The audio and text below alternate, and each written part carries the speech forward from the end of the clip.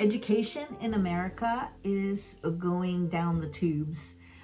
There's a lot of kids, especially in high school, who are not going to graduate and are just barely skating by graduating. And then once they get into college or in real life, in reality, when they go out to do work for whatever, they can't find a job because they are not skilled enough.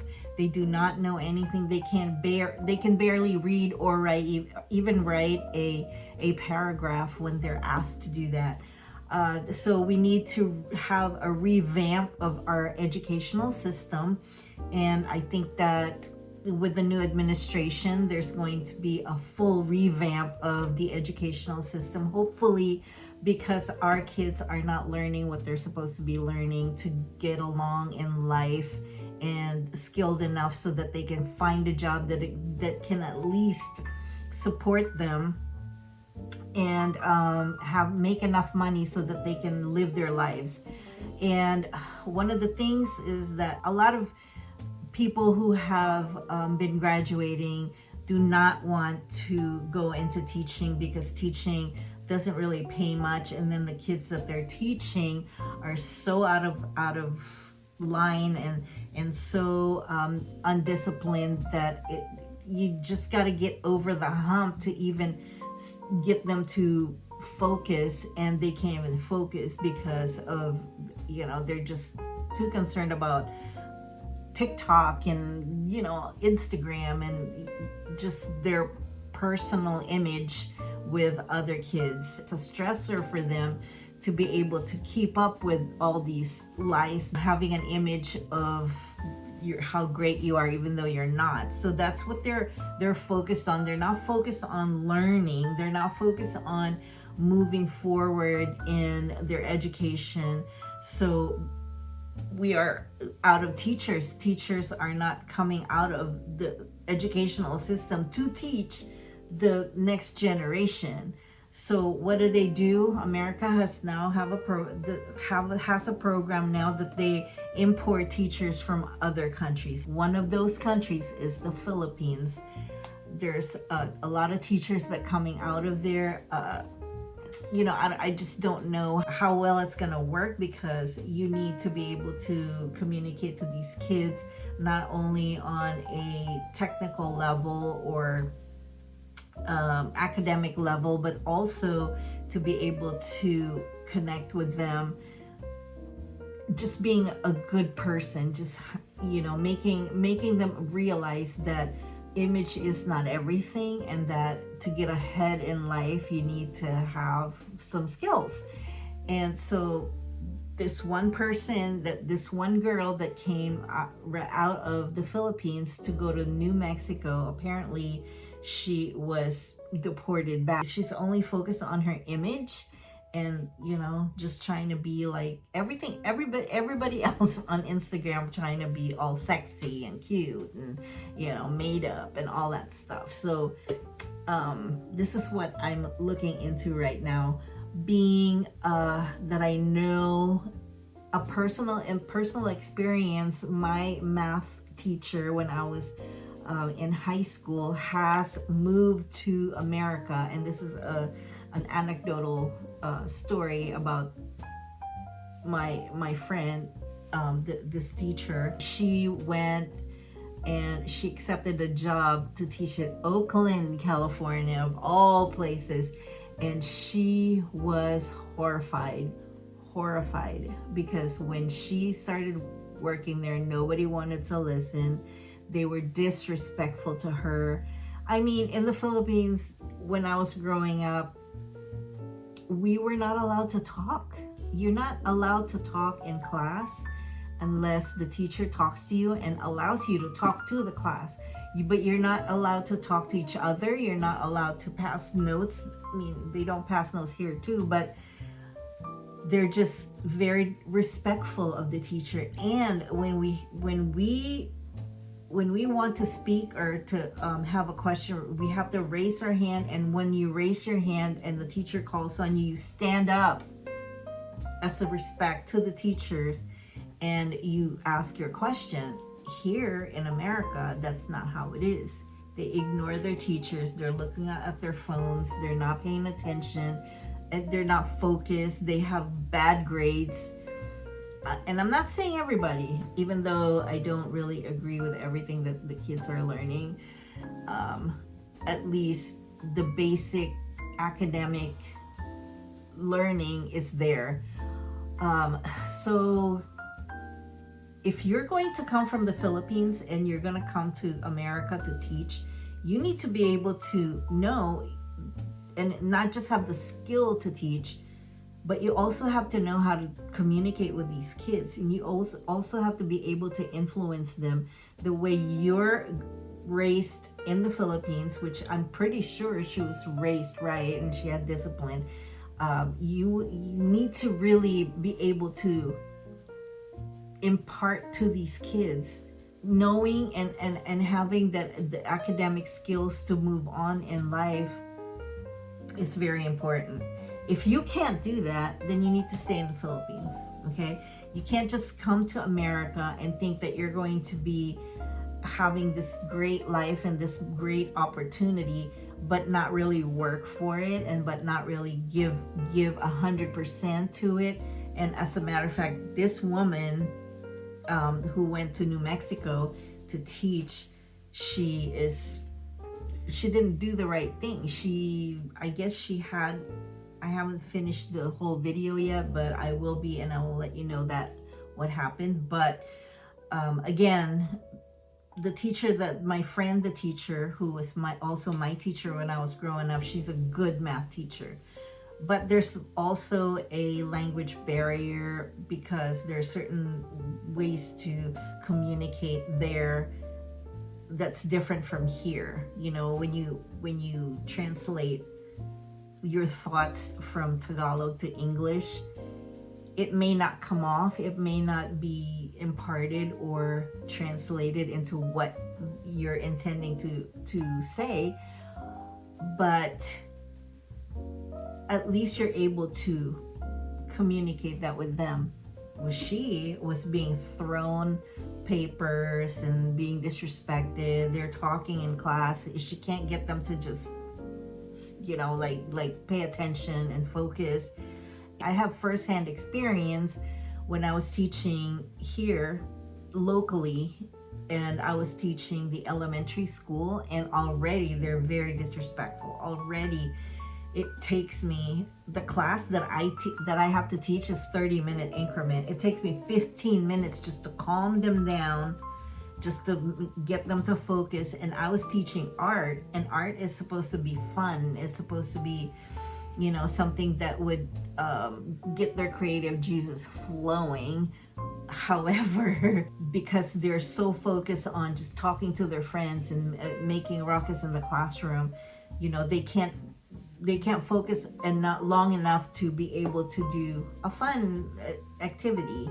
So I know what it feels like to be a teacher, and I know that getting paid what the teacher is getting paid is not enough, and there has to be some kind of cooperation from the parents, that you need to instill in your kids that you have to focus on education, because knowledge is power. And then you're gonna have like this reality check once you get out in the real world, that nobody wants to hire you because you don't have the education or the skills to do what they're expecting you to do, and you're not hired because you don't know how to be in an interview. You don't know how to you know, write your resume. You don't know how to explain yourself, or even if do you even have a resume? Like, how are you even gonna have a resume if you're not able to get a job for you to get enough experience to have a resume? So teachers cannot be the only one who is responsible for the children. When it comes to education, I believe that the strength comes from the parents teaching their kids that, hey, you need to focus, and also you need to be on top of your kids when they come home from school. You have to be active in their learning. You have to be able to say, hey, what did you learn today? Do you have any homework? Let's see, let's sit down and let me check your homework. If you don't have that skill, then your kids will not have the skills either. So you have to make a choice whether you start your kids off learning, making it a habit for your children to learn. If they're being given an iPad, okay, and they're just looking at TikToks, they're not gonna learn. You have to start them off wanting to learn and trying to soak up all the information, soaking up the learning, soaking up their ABCs, soaking up their numbers and how to add, subtract, and all this, just the basic things. If you don't get your children in a habit of doing that, then how are they going to be successful in life if they can't read, if they can't write, if they can't put a sentence together, if they don't even know what a sentence structure is, do phonetics, those are the very, very basic things. And if you jumpstart them, there's a springboard, and you jumpstart them to doing that right away from the gate, then you won't even have a problem going through all of the grades when growing up, because they can just teach themselves. They have the wherewithal and the skills to do it themselves by reading and reading and reading. And you have to start them from the gate. It's not too late. It's not too late.